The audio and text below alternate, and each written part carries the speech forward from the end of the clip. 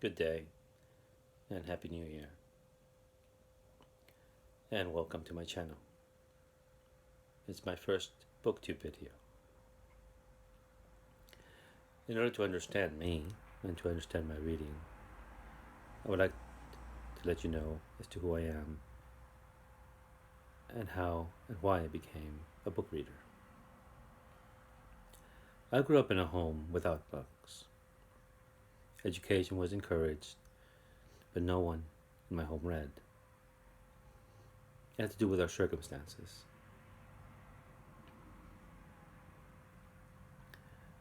As a kid, I would read comics, American comics, Mexican comics, and European comics in translation when I can get a hold of them.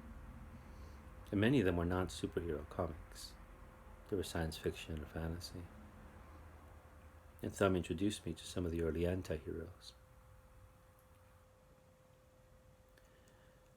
I tried reading some adventure novels through school, such as Jack London, and sometimes I would pick up the occasional Edgar Rice Burroughs paperback of Tarzan because I liked the covers by Neil Adams, a well-known comic book artist. But nothing really engaged me to make me a consistent reader or to give me the pleasure of reading books. And this went on through my childhood and through most of my teenage years.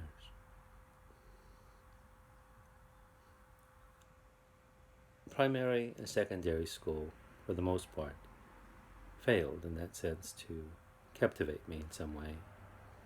Now, to be fair, other students, other classmates of mine didn't have that problem. But none of the stories that we read got me interested in reading. It wasn't until either my junior or senior year, because now I have these times confused, it must have been probably my junior year, and that we had to read 2 books. And it was those 2 books that just changed everything for me, especially one, which I'm going to discuss here. I remember leading up to it, we were told what the book was going to be about. And it made me quite angry that we had to buy the book. I didn't see what I would have to do with this book, why I would have to own it, why we had to read it. Because based on the description by the teacher, it seemed like some sentimental dribble. Up until this time, I did watch a lot of movies, even things that would be considered inappropriate for a child. Since I was a good student, went to Catholic school when I was younger, altar boy, good grades and such. I had liberty as to what I could watch and read if I decided to read anything, except of course the comics, which I had complete liberty to read whatever I wanted, even if it was adult material. But I would watch just about everything that I could. And that was the generation when you were 6 or 7, you can go by the movies by yourself, which I did quite frequently.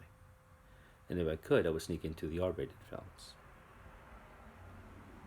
This is that natural curiosity that kids have, right? So we had to finally get this book. Now, one of the books we had to read was Hamlet by Shakespeare. And that book just changed things for me in a way that only this other book basically was more transformative for me. You see Hamlet, and what little I could understand at the time, much of it went over my head. I seem to really understand him to some degree. He's a very romantic hero before the word romance, before romantic hero entered the lexicon. But I was soon to discover another one, and his name was Heathcliff. But he had a companion, someone equally as powerful, emotionally and intellectually as him, and that was Kathy. And the book I was reluctant to buy was Wuthering Heights by Emily Bronte. This is the original copy I bought.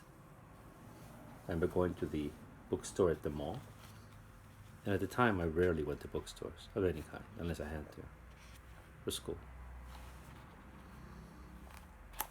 And I remember buying this and being, again, very angry that I had to buy this and read this book.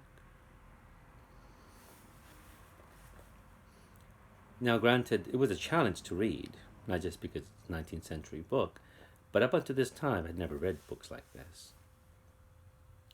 Your mind has to be trained for something like this. I was not an avid reader of books up until this point. However, the character of Heathcliff and Cathy seemed so realistic to me. Their emotions were just raw. Something that just tapped into the abyss of the soul, that I was just drawn to them. And the story's told from multiple points of view, but it didn't matter. There are so many powerful scenes in this book.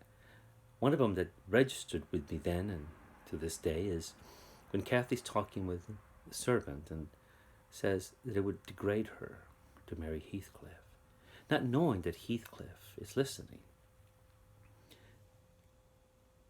And we know what Heathcliff means to her, and we know what she means to him. You don't have to be an adult to understand these emotions. You don't have to be a teenager. A child can understand them. I know I did when I was a kid. At least have some understanding of what it felt to love, not to be loved. I think all of us do. And when she realizes that he has hurt her, she runs out into the rain and he's gone. And she screams for Heathcliff. It's a powerful, arresting moment in the book. And then one day, years later, when she's married, living a very comfortable life, he returns.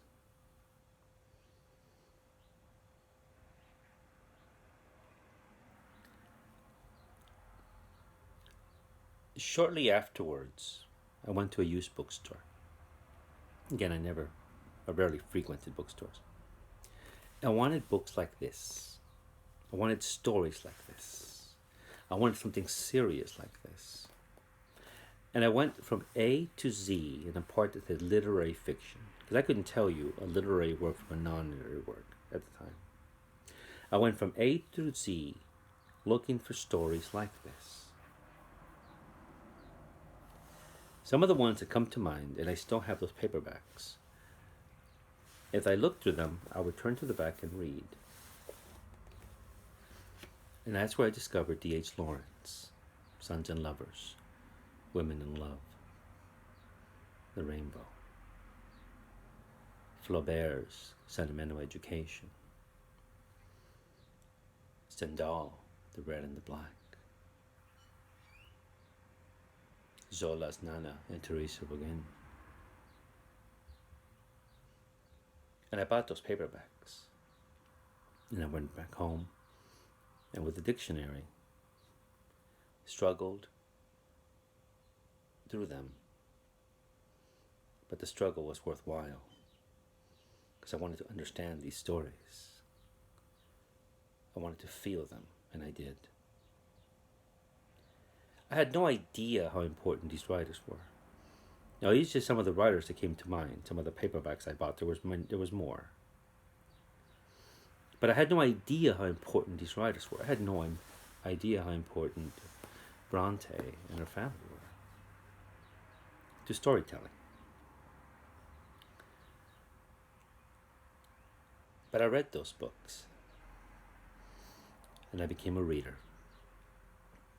for pleasure. When I attended university, I studied government. I didn't study literature. I was friends with many of the English majors, though, and the philosophy majors. An entirely different group than the ones I was studying with. And they would ask me, why don't you change majors? And I said, I can't study something that I like. And they couldn't understand what I meant. Reading and these type of stories that I read, yes, it was for entertainment, but went beyond that.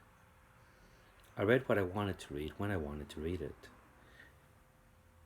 When I read Lawrence, I read anything I could get my hands on Lawrence. Lawrence led me to Henry Miller. Then I read anything I could from Henry Miller. And then all of them led me to James Joyce. Portrait, Dubliners, Ulysses. Those of you who are watching and who are readers like myself know what I'm talking about.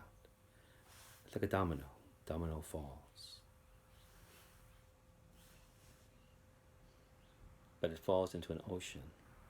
A gem the size of an ocean. And it just keeps going and going. And this book in time led me to important writers that have been with me ever since.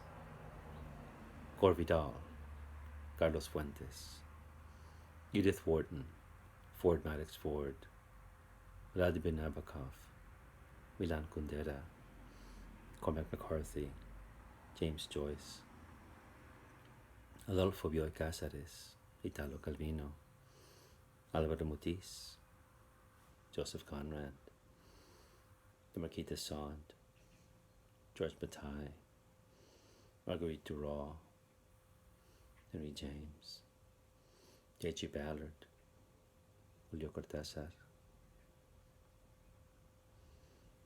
and the Count de Monte Cristo by Dumas. Now that stands alone. Those are just some of the writers. A handful, really. But writers deeply important to me. Now interwoven with them was Milton, Dante, the Greek tragedies, the romantic poets, especially Shelley, Percy Shelley. In time, the poetry of T.S. Eliot, MacNeice,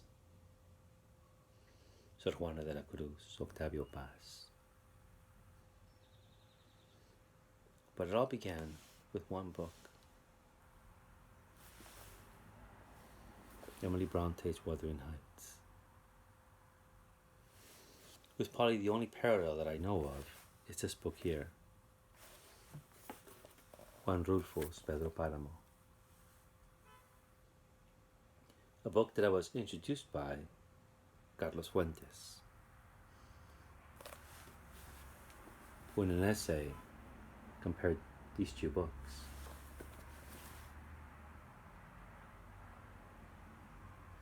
When I met Fuentes many years ago, I wasn't able to tell him about this.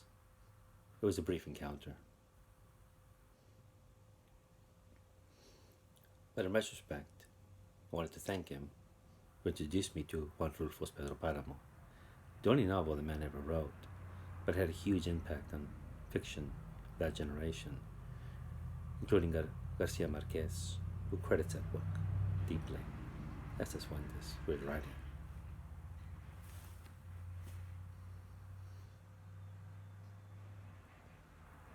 But I think Fuentes and many of these writers are indebted to one person. Let me rephrase that. Not one person, but their predecessors, of whom Bronte was one. Her whole tragic family life of her and her sisters, and what happened to them, and how young they were when they died.